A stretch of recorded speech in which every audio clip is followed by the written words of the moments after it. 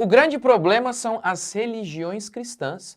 Elas têm que perder espaço, perder o poder de fala. Um militante LGBT disse isso. Você tem noção do absurdo que isso é? Eles não temem mais. Não temem mais, eles não escondem. Não escondem. O objetivo é claro, calar os cristãos. Eu vou falar hoje sobre como nós cristãos, principalmente pastores, temos que agir contra isso. Vou também desfazer algumas mentiras que esse militante LGBT disse. E vou te pedir, envie este vídeo para seus amigos cristãos, mas principalmente para o seu pastor. Porque se não formos machos e corajosos agora, amanhã seremos todos presos. Curta, comente, se inscreva. Bora para mais um vídeo. Fico até engasgado falando de tudo isso, porque a gente sabe que o grande problema da LGBTfobia no Brasil se chama religiões cristãs. Esse é o problema que a gente tem. Então, enquanto a gente não olhar para isso, enquanto os próprios evangélicos não começarem a formar um cerco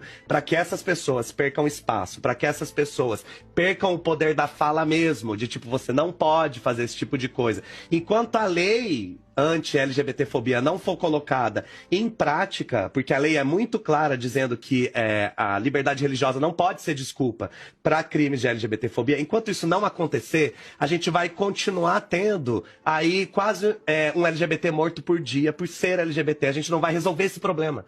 A gente não vai. Então eu acho que a gente tem que dar nome. Tem que dar nome. O André Valadão, ele não é só errado, ele é um criminoso dentro da nossa lei. Dentro da lei que o Brasil criou. Então acho que esse é o tipo de coisa que, infelizmente, a gente tem que ficar lidando. Infelizmente, todos os dias. Aí alguém, quando não é ele, é a irmã. Então vamos lá, vamos por parte aqui nas falas desse militante. Os próprios evangélicos devem começar a formar um cerco, nos encurralar. Eu já falei um pouco sobre isso em outro vídeo aqui. Fiz um comentário sobre o que o Paul Washer disse, que nós seremos perseguidos pelos próprios cristãos. De fato, isso acontece hoje. Acontece comigo. Acontece com qualquer cristão genuíno. Acontece.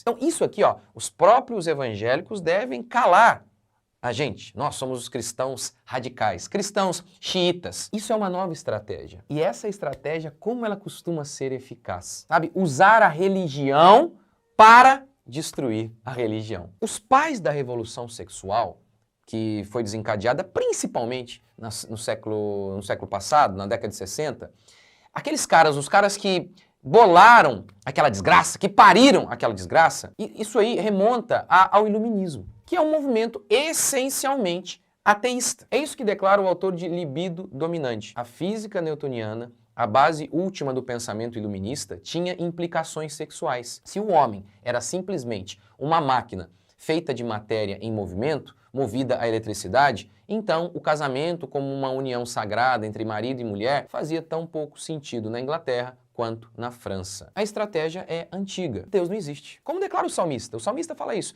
Deus não existe. Diz o tolo no seu coração, Deus não existe. E a consequência imediata está lá no versículo 2. Versículo 1, ele diz, Deus não existe. Verso 2, corrompem-se e praticam abominação. Se Deus não existe, como disse Dostoiévski, tudo é permitido. Eu já expliquei isso na minha série Ateísmo. Assista essa minha série, porque veja bem, ora, se Deus não existe, quem sustenta a moral? Quem dá base? Se não existe um Deus absoluto, não existem valores morais absolutos. Por exemplo, o próprio homossexualismo. Se Deus não existe, se Gênesis não existe, a história da carochinha, quem sou eu para dizer que é errado o homossexualismo ou não? Quem sou eu? Quem somos nós? O homem vai determinar o que é certo? Se o homem determina, cada homem pode determinar o que é certo para si mesmo. Por isso, vários filósofos já afirmaram isso. Se Deus não existe certo ou errado. Mas, se antigamente eles usavam essa estratégia, descredibilizar a Bíblia e dizer, não, isso aqui não existe, isso aqui está tudo errado, Deus não existe, portanto a gente pode fazer o que quiser. Pois bem, agora a estratégia é nova. Não, Deus existe sim, mas Ele é amor e aceita tudo. Ele me aceita como eu sou. E essa estratégia é muito sedutora e tem seduzido pastores e muitos cristãos. Mas é uma mentira. Isso é uma mentira. Basta ler a Bíblia. Porque veja bem, eu não vi Deus. Então, você viu Deus? Você que diz assim, ó, não, Deus me aceita como eu sou. Por exemplo, meu comportamento homossexual, Deus, Ele aceita.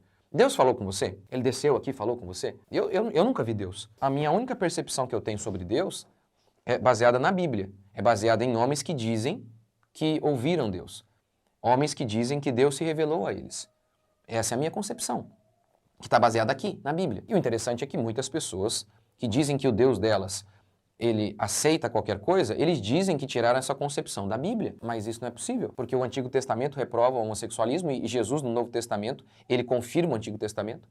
E no Novo Testamento, Paulo diz em 1 Coríntios, capítulo 6, de maneira explícita, o reino de Deus não é dos adúlteros, dos homossexuais, dos mentirosos e por aí vai. Então, essa posição não é possível. De onde vem essa ideia, então? É um ídolo. Eles inventaram um Jesus conforme a imagem e concupiscência deles. Esse Jesus não existe. Mas parece que tem muita gente aí que está acreditando nesse ídolo. Agora, vamos continuar aqui. O militante disse o seguinte: a lei não foi colocada em prática. Ou seja, ele está dizendo que o André Valadão, qualquer um de nós, ele citou o André Valadão, que nós não podemos dizer que é pecado, que isso é homofobia. Ou seja, segundo esse rapaz, há uma lei que proíbe a nós cristãos de expressarmos nossas convicções religiosas. Ele está mentindo, mas também quem acredita em ideologia de gênero é normal mentir mesmo. A lei que criminaliza a homofobia, ela garante a liberdade religiosa. O STF assegurou o direito religioso de expressarmos nossas convicções religiosas desde que não se configure em discurso de ódio. E o próprio STF explicou o que é discurso de ódio: incitar a violência, a discriminação. O que seria isso? Por exemplo, dizer que um gay é menos humano, dizer que um gay não tem direito como cidadão. Então, isso o STF explica o que é incitar ódio. É tão verdade que nós, cristãos, podemos expressar as nossas convicções a partir da Bíblia que eu fui processado por dizer que o homossexualismo é pecado e eu ganhei. Para entender melhor essa lei, assista a esse meu vídeo aqui, que por sinal, este vídeo fez com que uma grande emissora de televisão, na sua redação, mudasse o discurso. Então assista, tá muito bom esse vídeo. O militante disse o seguinte: o André Valadão é um criminoso. Crime comete, de acordo com o artigo 138 do Código Civil, quem calunia alguém ao dizer que uma pessoa cometeu crime sendo que ela não cometeu. O André Valadão não cometeu crime. Você está cometendo crime ao dizer que ele cometeu crime. Pastores e cristãos deveriam responder a essas mentiras, como eu tenho feito. Cometeu crime contra mim, vai responder na justiça. Diz que sou homofóbico, porque homofobia é crime. Diz que eu sou, vai responder na justiça. Ah, eu sou charlatão, vai responder na justiça. Não interessa para mim se é pastor, se é o papa, vai responder na justiça. A gente tem que começar a fazer como Paulo. Lembra quando Paulo foi preso? De maneira injusta? Descobriram que ele era cidadão romano, o que fizeram? Não, vamos tirar Paulo aqui, as escondidinhas. Ele disse, nada disso. Não, nada disso. Sem processo formal me prenderam. Não. Cadê? Chama lá o chefe lá, manda ele vir aqui. Paulo não tava com vingança, nada disso. Paulo apenas se assegurou de seus direitos para que ele pudesse pregar em liberdade. É isso que a gente tem que fazer. Façam o que eu tenho feito. Processe todo mundo. Eu não quero nem saber. Escreveu num comentário. Esses dias um carinha escreveu lá no comentário. Esse aqui lá, seu charlatão. Falei, vai ter que provar na justiça. Vai ser processado, todos. O meu advogado está catalogando tudo. É assim que a gente tem que fazer. É assim que a gente tem que fazer. Outra mentira que ele disse. Porque morre um gay por dia por homofobia no Brasil. O Brasil é o país que mais mata gays, dizem os militantes, e a imprensa, mentirosa como sempre, dá voz a essa mentira. A verdade é a seguinte: o Brasil não é o país que mais mata gays. O Brasil é o país que mais mente sobre assassinato de gays. E sabe quem diz isso? Eli Vieira, um pesquisador muito sério, por sinal, que é gay. Eu não estou dizendo aqui que ele é gay para diminuir o trabalho dele, mas é justamente para desfazer aquele papinho. Mas isso aí foi um hétero que fez o estudo, não tem lugar de fala. Não. Ele organizou um estudo, o Eli Vieira, organizou um estudo para analisar essas estatísticas que os militantes vomitam na internet e ele concluiu: os dados são mentirosos, são exagerados. Veja essa matéria que explica um pouco essa situação. Existem pelo menos 4 levantamentos estatísticos sobre a violência contra LGBT no Brasil. O mais tradicional deles é produzido pelo Grupo Gay da Bahia, há 39 anos. Produzido anualmente, ele é divulgado principalmente pela imprensa, com grande destaque. Lembra, por exemplo, do caso da escola básica, a imprensa não foi questionar, não foi investigar? É basicamente o que está fazendo aqui, parece que eles ensinam, sabia? lá na faculdade sobre escola básica. Parece que eles não aprendem, eles continuam mentindo, a imprensa continua não averiguando, não confirmando as coisas. Vamos continuar. O problema é que o estudo não passa de um clipping de notícias, clipping, ou seja, um recorte de jornal, interpretadas pelos militantes do GGB e transformadas em uma lista. Por exemplo, a estatística fala de mortes no Brasil, mas inclui 6 mortes no exterior.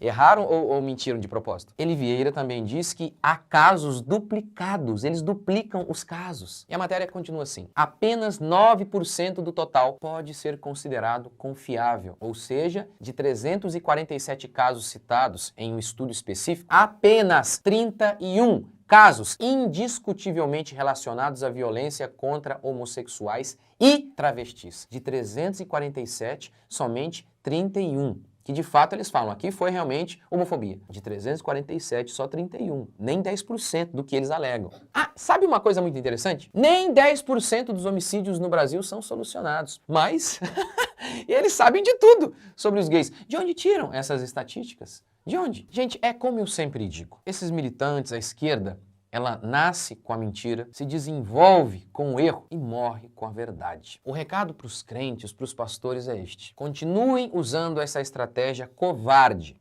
de ficar calado e nós seremos calados de vez. É impressionante como que os covardes pensam mesmo que a covardia deles há de salvá-los. Não vai, não vai. Os covardes, mesmo que permaneçam vivos, eles estão mortos. Afinal, o lago de fogo está preparado para homicidas, para mentirosos e covardes. Lutem como valentes, ou vocês vão morrer como covardes.